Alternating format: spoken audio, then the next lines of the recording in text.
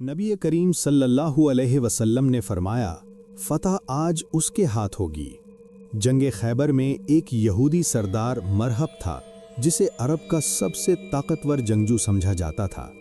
कई मुसलमान मुकाबला कर चुके थे मगर वो हारा नहीं था।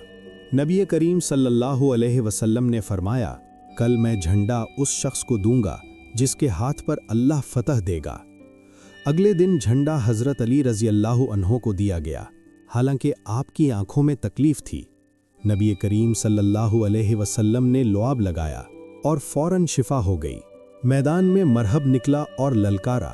हज़रत अली रज़ी अल्लाहु अन्हो ने एक ही वार में उसे हरा दिया। फिर कले का दरवाज़ा उखाड़ दिया। कई आदमी मिलकर भी वो दरवाज़ा बाद में ना हिला सके। ये वाक़या ताकत, ईमान, अल्लाह की मदद का मुकम्मल सबूत है। ये ताकत नहीं, ईमान की फतह थी। जंग खैबर में हज़रत अली रज़ी अल्लाहु अन्हो ने वो कर दिखाया जो तारीख़ बन गया।